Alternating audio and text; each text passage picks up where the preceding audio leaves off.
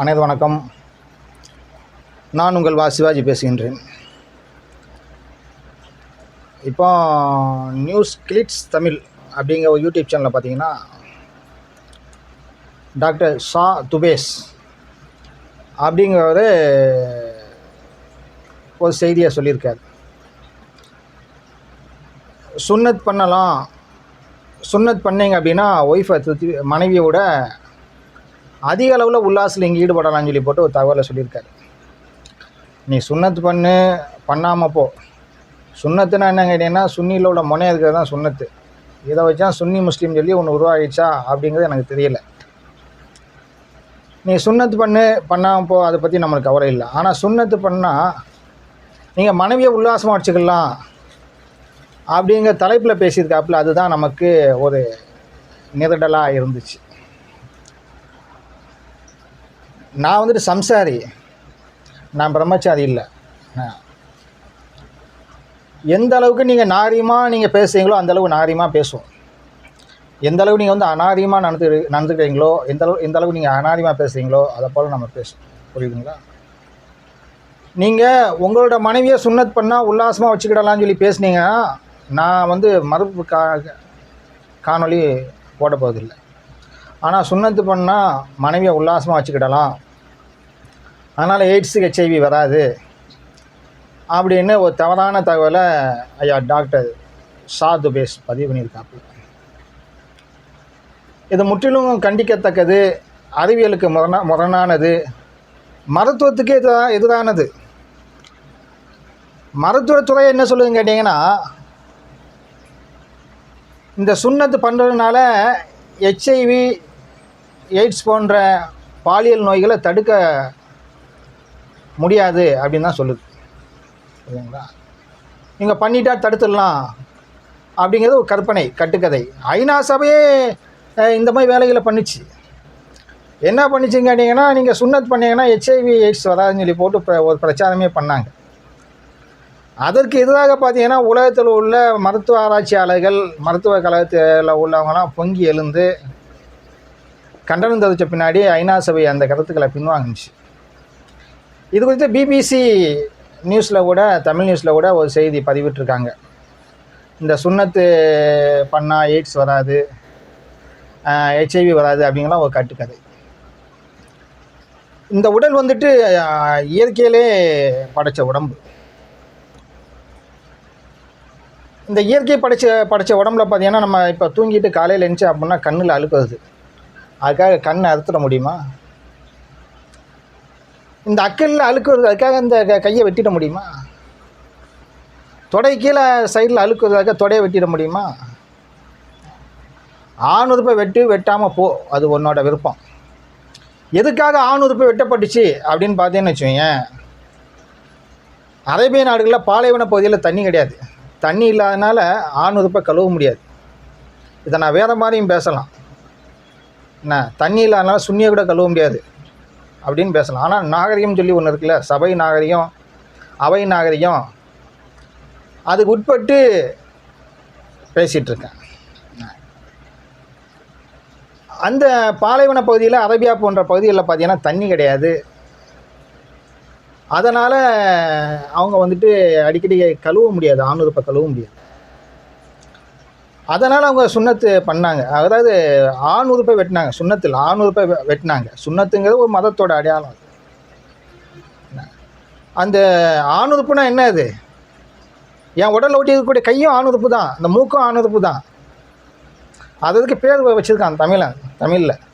என்ன இருந்தாலும் பேசக்கூடாது, பொம்பளை பிள்ளைங்கள்லாம் பார்ப்பாங்க, எல்லாம் பார்ப்பாங்க அப்படிங்கிறதுனால கொஞ்சம் தவிர்க்கிறேன். அந்த ஆணுறுப்போட முனத்தோலை வெட்டிடுவாங்க. பாலைவனத்தில் தண்ணி இல்லாதனால அடிக்கடி கழுவ முடியாது, தண்ணி பிரச்சனை, அதனால் வெட்டிடுவாங்க. நீர்வளம் நிறைந்த பகுதியில் அது பிரச்சனை கிடையாது. சரிங்களா? இந்தியாவில் வந்துட்டு ஆணுறுப்போட முனத்தோல் அதுக்காண்டி அவசியம் கிடையாது. ஏதோ சில ஆண்களுக்கு பார்த்தீங்கன்னா ஆண் தோல் மூடி இருக்குது, அதனால் வந்து ஒன்றும் போக முடியாது. அந்த மாதிரி நிலைமையில் நம்ம அதை வெட்டுறது நல்லது. அதை நம்ம தப்புன்னு சொல்லலை. ஆனால் நீ ஆணுறுப்போட முனப்பகுதியை வெட்டினா தான் பொண்டாட்டியோட உல்லாசமாக இருக்க முடியும்னு சொல்லி சொன்ன அந்த கருத்தை நம்ம வந்துட்டு எதிர்க்கலாம். என் நண்பர் ஒருத்தர் கிறிஸ்தவ சமூகத்தை சேர்ந்தவர். அவர் ஒரு பொண்ணை கல்யாணம் பண்ணியிருக்காரு. அவர் இப்போ சுன்னத் பண்ணியிருக்காப்புல, இது பண்ணி சுன்னத் பண்ணல. அவன்கிட்ட கேட்டேன் நான், என்னடா மச்சான் நீ சுன்னத்து பண்ணியிருக்கியாடா, சுன்னத் பண்ண முன்னாடி எப்படி இருந்துச்சு, இப்போ எப்படிடா இருந்துச்சு கேட்டதுக்கு, என் பொண்டாட்டிகிட்ட கேட்டு சொல்கிறேன் மச்சான்னு சொல்லி அவன் பொண்டாட்டிகிட்ட கேட்டு சொன்னான். மச்சான் நான் சுன்னத்து பண்ணாமல் என் பொண்டாட்டி செய்கிறது தான் அவளுக்கு பிடிச்சிருக்கான், இப்போ நான் சுன்னத் பண்ணி செய்கிறது அவளுக்கு பிடிக்கலையா அப்படின்னு சொல்லியிருக்கான்.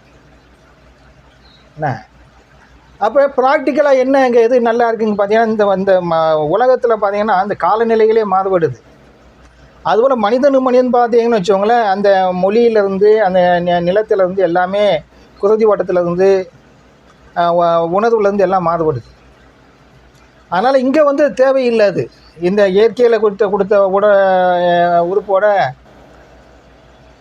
அவங்க மனைவிட்ட உடலுறவு கொண்டாலே மிக சிறப்பாக இருக்குது. இது ஆண் உறுப்பை வெட்டினா தான் நீங்கள் மனைவியோட உல்லாசமாக இருக்க உல்லாசமாக இருக்கலாம் அப்படிங்கிறது ஒரு தவறான தகவல்.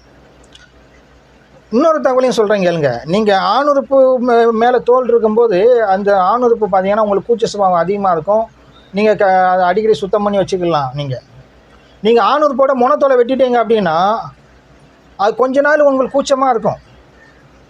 நான் சுன்னத்து பண்ண ஒரு சகோதரத்தை கேட்டேன். நான் கேட்டு தான் பேசுகிறேன். எப்படி மாப்பிள்ளை நீ வந்துட்டு சுன்னத்து பண்ணியடா, பண்ணாமல் எப்படி இருந்துச்சு, பண்ண பின்னாடி எப்படி இருந்துச்சுன்னு கேட்டேன் நான். அவன் இப்போ தான் நீண்ட நாள் கழிச்சு தான் சுன்னத்து பண்ணாங்க. அவன் சொன்ன சுன்னத்து பண்ணால் கொஞ்ச நாள் கூச்சமாக இருக்கும், அடுத்தது கூச்ச சுபாவம் போயிடும் அப்படின்னு சொல்கிறான். அதன் அடிப்படையில் நான் என்ன சொல்கிறேன் கேட்டிங்கன்னா, சுன்னத்து பண்ணாததுக்கு முன்னாடி பார்த்தீங்கன்னு வச்சோன்னா எப்போவுமே கூச்ச சுபாவம் எல்லா ஆணுறுப்புலையும் உணர்ச்சி கூச்ச சுபாவம் அதிகமாக இருக்கும். சுன்னத்து பண்ண பின்னாடி என்ன கேட்டிங்கன்னா கொஞ்சம் கூச்ச சுபாவம் குறைஞ்சிடும். இதனால் உணர்ச்சிகள் வந்துட்டு குறைஞ்சிடும் அப்படின்னு சொல்ல முடியுமா? முடியாது. என்ன அது அந்த கூச்ச சுபாவம் வந்துட்டு இருக்காது சுன்னத்து பண்ணிட்டீங்கன்னா. அது ஆணுறுப்போட முனத்தோலை வெட்டிட்டிங்கன்னா அந்த கூச்ச சுபாவம் இருக்காது, மற்றபடி இருக்கும். சில ஆண்களுக்கு பார்த்தீங்கன்னா தானாகவே சுன்னத்து ஆணுறுப்பை வெட்டின மாதிரி ஆகிடும். அது இயற்கையின் படைப்பு. அப்படி இயற்கை வந்துட்டு படைச்சிருக்கு மனிதர்களை. நீங்கள் அதை ஒரு மதத்தோடு நீங்கள் அடையாளப்படுத்தி நீங்கள் பேசக்கூடாது. சுன்னத்து பண்ணுனா மனைவியை உல்லாசப்படுத்தலாம் அப்படின்னா அப்போ நாங்களாம் என்ன பண்ணிகிட்ருக்கோம்? எங்கள் அப்பாவுக்கெலாம் நாங்கள் 13 பிள்ளைங்க, எங்கள் சித்தப்பாவுக்கெலாம் 10 பசங்க. இப்போ இந்த திராவிட ஆட்சிகள் வந்து தமிழர்களை வந்துட்டு குடும்ப கட்டுப்பாடு பண்ணுன்னு கொடுமைப்படுத்தி 2 பெற்றுக்கோ 3 பெற்றுக்கோன்னு சொல்லி போட்டு கடைசியில் போல அதுலேயும் சிக்கல் ஏற்படுத்திட்டாங்க. புரியுதுங்களா? எங்கள் ஊரில் வயசானவங்களாம் இருக்காங்க, எங்களுக்கு எல்லாம் இருக்காங்க. அவங்களாம் கேட்குறப்ப பார்த்தீங்கன்னா அதெல்லாம் ஒன்றும் இல்லை மாப்பிள்ள, முனையை வெட்டினா தான் கிடையாது, முனையை வெட்டாமலே நல்லா தான் வேலை செய்யுது ஆணுறுப்பு. முனையை வெட்டினா என்னன்னு கேட்டிங்கன்னா கூச்ச சுபாவம் போயிடும், திடீர்னு படுத்து வைப்போம். என்ன அது எறும்பு கடிச்சுன்னா என்ன பண்ண முடியும்? இப்போ ஆணுறுப்பில் தோல் மூடி இருக்குது, எறும்பு கடிச்சா என்ன ஆகும்? தோல் வீங்கிடும். அதே இது ஆணுறுப்பு இல்லாட்டி தோல் அந்த அந்த முனைப்பகுதியில் வந்துட்டு அந்த மொட்டு பகுதியில் எறும்பு கடிச்சுனா என்ன ஆகும்? வீங்கிடும் புஷ்ஷுன்னு. புரியுதா? அதனால் ஒரு அறிவியலுக்கு உட்பட்டு பேசுங்க. தேவையில்லாமல் நீங்கள் வந்துட்டு சுன்னத்து பண்ணுங்கள் இது பண்ணுங்கள் நீங்கள் பிரச்சாரம் செய்யாதீங்க, அது தவறானது. புரியுதுங்களா?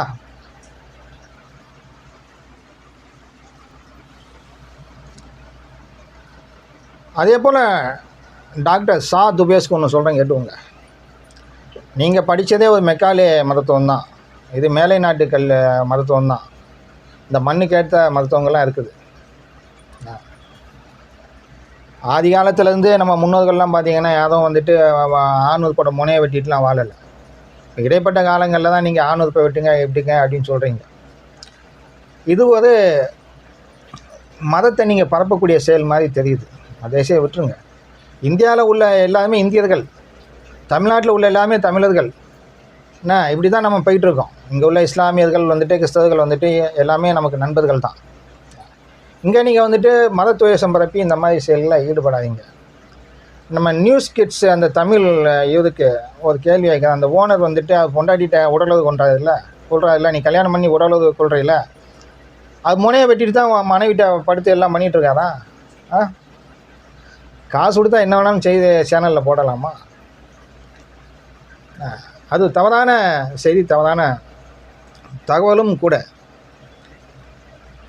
ஆயக்கலை 64ன்னு தமிழ்லே கலைகள் வச்சுருக்காங்க. அதில் ஒரு கலையே இருக்குது, காமசூத்திரான்னு சொல்லி போட்டு இந்து மதத்தில் தனியாக ஒரு பகுதியே இருக்குது. என்ன வள்ளுவனே சொல்லியிருக்காரு காமத்துப்பாலில், மனைவியை எப்படி புணரணுன்னே சொல்லியிருக்காப்புல. எங்கள் முப்பாட்டி வள்ளுவையாக இதை சொல்லலை எங்களுக்கு. நீ வந்து ஆணுது போட முனத்தோலை வெட்டிக்கோ, நீ வெட்டினா தான் நீ வந்துட்டு மனைவியோட நல்லா கலவி கொள்ள முடியும், நல்லா உடலுறவு கொள்ள முடியும்னு அந்த காமத்துப்பாலில் சொல்லலையே. காமத்துப்பாலில் பெண்ணை எப்படி நம்ம உடலுறவு செய்யணும், எப்படி நம்ம புணரணும், அது எப்படி குடும்பம்னு சொல்லி போட்டு எந்த வள்ளுவர் உலகத்தில் பொதுமுறையாக உலகத்திற்கு பொதுமுறையை தந்த வள்ளுவர் மனித வாழ்வியலுக்கும் ஒரு தத்துவத்தை கொடுத்துருக்காரு காமத்துப்பால். அது இந்து மதத்தில் காமசூத்திரம் சொல்லி இருக்குது இந்தியாவில். புரியுதுங்களா? அதனால் இந்தியாவில் உள்ள இந்தியர்கள் யாருமே வந்து சுண்ணத்து பண்ண வேண்டிய அவசியமே கிடையாது. நான் சொல்கிறேன், இங்கே தண்ணி இருக்குது, கழுவிக்கோ. புரியுது? ஆணுக்கு சுத்தமாக வச்சுருந்தாலே போதும். இந்த உடல் முழுக்க அழுக்கு தான். நீ காலைல குளிக்காமதே உடம்பு நாத்திருக்காக உடம்பை வந்துட்டு நீ வந்துட்டு கொளுத்திடுவியா? உடம்பை நீ வந்து வெட்டிடுவியா? இந்த கழுத்து பகுதியில் இங்கே நீ 4-5 விட்டு அப்படின்னா அழுக்கு தேங்கிடும். அக்கா நீ கழுத்தை வெட்டிடுவியா? இந்த காதுக்குள்ளே வந்து அழுக்கு இருக்குது, அந்த காது அழுக்கு சுத்தம் பண்ணலாம் அப்படின்னா அந்த அழுக்கு உள்ளே தேங்கி காது வலியை கொடுக்கும். அக்கா நீ காதை வெட்டிடுவியா? என்னடா முட்டாள்தனமான வாதங்களாக இருக்குது. அதுவும் டாக்டரு மற்றவ பேசினாருன்னா நமக்கு ஒரு பிரச்சனை இல்லை. அதாவது இவர் ஒரு இஸ்லாமிய சகோதரர் பேசினாருன்னா பிரச்சனை இல்லை. அதாவது பழமைவாதத்தில் இருக்காது, அடிப்படையிலே வந்துட்டு அந்த சித்தாந்தத்தில் ஊதி வந்தவர், அதிலே தான் இருக்காப்புல. ஆனால் ஒரு டாக்டர் சாத்து பேசும்போது தான் நமக்கு வருத்தமாக இருக்குது. பதிலடி கொடுக்க வேண்டிய சூழலுக்கு நம்ம தள்ளப்படும். புரியுதுங்களா? உடலில் உள்ள அங்கங்களை கழுவி சுத்தமாக வச்சுக்கிட்டாலே போதும். என்ன அதனால் சுண்ணத்து பண்ணால் மனைவியோட உல்லாசமாக வாழலாம் அப்படிங்கிறது தவறு. சுண்ணத்து பண்ணாமல் இருந்தால் தான் மனைவியோட உல்லாசமாக வாழ முடியும், சுகமாக இருக்க முடியும் அப்படின்னு எங்களுக்கான வாழில் வகுத்துள்ளது. அதனால் அனைவரும் நிம்மதியாக இருங்க, அதுதான் நம்ம இறைவன்கிட்ட வேண்டிக்கிறோம். இங்கே மதம் வெறி, சாதி வெறி தூண்டாதீங்க, அது வன்மையாக கண்டிக்கத்தக்கது. இந்த மண்ணில் வந்துட்டு உணவு இல்லாமல் மக்கள் கஷ்டப்படுறாங்க, ஒரு சோத்து கஷ்டப்படுறாங்க. சொந்த வீடு இல்லை, நிலத்தில் உள்ள மண்ணெல்லாம் அதை விற்றுட்ருக்கான். இந்த என்றைக்கு நீங்கள் இயற்கை வளங்களை வந்துட்டு நீங்கள் நாசமாக்குறீங்களோ அடுத்து உலகம் அழிஞ்சிடும். அது நீ என் கூட நீ இருந்தால் அழிய போகிற. எங்கேருந்தோ வந்து அந்த மதத்தை மாறிக்கிட்டு நீ வந்து இங்கே உள்ள மக்களை துன்புறுத்திட்டு கொடுமைப்படுத்திட்டு இருக்கீங்க. நான் அந்த மண் நாளைக்கெல்லாம் நாசமாக போயிட்டுருக்கு. நான் நாளையுமே கூட நீ தான் சேர்ந்து அழிய போகிற. அன்னைக்கு ஒன்று எந்த சாமியும் காப்பாற்றாது. நான் போராடிட்டு இருக்கேன். என் மலையை உடைக்காத, என் மண்ணை அல்லாத, என்ன நீ வந்து இயற்கை வளங்களை அழிக்காத, நீ செயற்கை விவசாயத்தை கொடுக்காத, சுத்தமான பாலை கொடு அப்படின்னு போராடிட்டு இருக்கேன். என் கூட சேர்ந்து போராடு. நீங்கள் தான் திங்கணுங்க தான் சாப்பிட்ணும். என்ன உனக்கு வெளிநாட்டு பாஸ்போர்ட்லாம் கிடையாது. நான் ஒரு அடிமைனா நீ என் கூட சேர்ந்து அடிமை தான் இங்கே. புரியுதா இல்லையா? அதனால் இந்த மண்ணுக்காக போராடி அடுத்தவனுக்கு உணவு கஷ்டப்படுறான், சோத்து கஷ்டப்படுறான். உனக்கு வேண்டப்பட்ட இறைவனை கும்பிடு, தவறு இல்லை. அது அடுத்த மீது திணிக்காதீங்க, அது மிகப்பெரிய தவறு. நன்றி, வணக்கம்.